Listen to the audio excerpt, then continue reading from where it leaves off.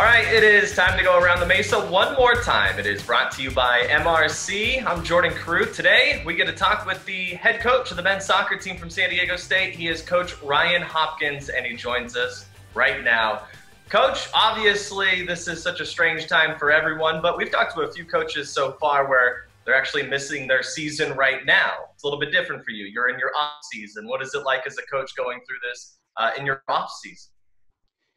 Yeah, thanks for having me again. Good to chat. I know we were able to jump on once before this all started, so good to catch up with you again. And yeah, I think in that scenario we are somewhat blessed. I feel for a lot of our programs, basketball, the softballs, the rowings, baseball, lacrosses, who are just tennis, who are golf, who are just right in the middle or starting their seasons, and all those student athletes lost everything. So I feel in a lot of ways we were blessed, and we got enough, I think just enough of a snippet of time.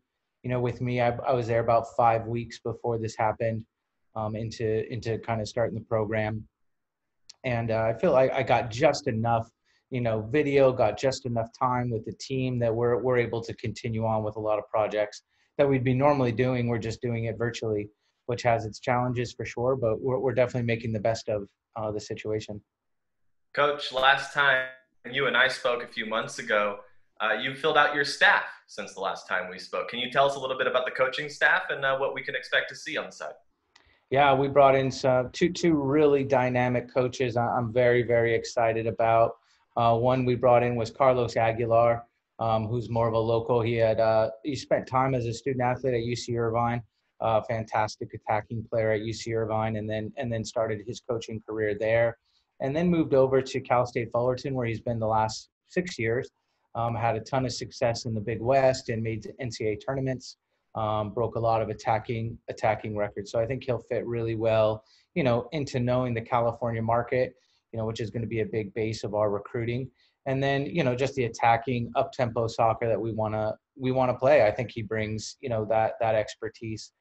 And then our other assistant, who actually is still in North Carolina at the time, while we work through getting him here, is Tom Poole, who the last couple of years was at Campbell University and did some unbelievable things with them. We actually played them. I got to know him. We played Campbell in the second round when I was at Virginia this past year. So just getting to know Tom and preparing for Campbell in that NCAA tournament game, got to know him a little bit. And when this opportunity came up, it was a great chance for his family. His wife she's from San Diego, so it was a great opportunity for her to come home.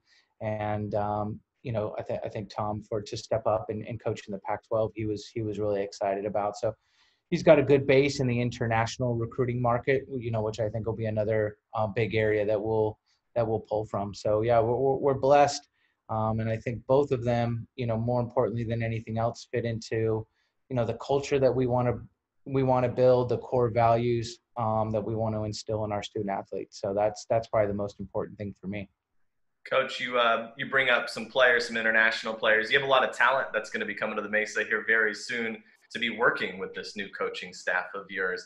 Talk a little bit about the recruiting class. It's the best recruiting class in the entire conference. Yeah, no, the staff, I inherited a very, very, talented recruiting class coming in. So I feel very, very blessed that the cupboard, on that side of it was not bare. Now, with recruiting rankings, what they really mean is going to be probably determined in a couple years, how these guys grow as student athletes, how they grow on the field, how they grow in the community. I think we'll really be able to tell, the final results in a couple years, and then we've added, since I've come on board, we just made an announcement. We just added two more, local. One was local from San Diego, right here. Actually, lives about 5 minutes from campus. So we're real excited for him. And then we're bringing in a German center back. So I think those two areas, like we spoke about, that's what we're hitting is California and specifically San Diego. And then the international market, I think, is going to be our two big hubs. And, I think we knocked two out of the park right away. Yeah, I think the international conversation is a really interesting one, especially right now. How have you and your team been impacted with travel bans, with trying to organize a collegiate team from all over the world right now with all the difficulties Yeah. that there are. Yeah, it was really interesting. Actually, both we're actually right now currently we don't have any internationals on the roster, so we weren't as impacted. As of now, now we have one guy obviously Fritz who's already signed his NLI and coming. So there's some uncertainty there. Just with visas and traveling, and things of that nature. But as of now, everything is planning for the fall like we normally would, and we'll kind of just see what the leadership, from JD and from President De La Torre get shared down with us. They've been awesome with their communication. It's been constant, it's been positive, and we're just kind of continuing to plan like we normally would right now. Coach, I hear that the men's and women's soccer programs are going to be working closely together for a food drive coming up. What can you tell us about this?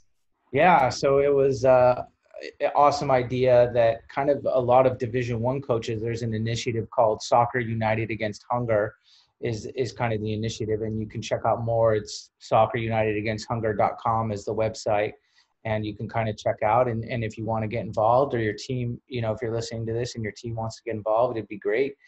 Basically what it is contacting the local food bank in your area and really just finding out what they need. I think it's such a dynamic time between, do they need volunteers? Do they need food? What exactly do they need? And this changing time is, different, I think, for each one. Do they just need donation dollars, whatever it happens to be? So we're going to have our teams, each one of our teams will do that in their local area. So they'll have their own kind of little food drive in each of their local communities that probably gave back a lot to them as they were growing up, as they were coming through the ranks as players. And, it's just our little way of giving back to the program. And then, Mike Friesen and myself, we're going to try and get a conglomerate of other soccer programs in the San Diego area, and then get some, bigger companies involved as well, and just see, who's willing to support this initiative. Because I think it's something, right now, I think all of our food banks are just getting crushed. And it's a great way for us to be able to help to give back and really help out our communities that help us and support us.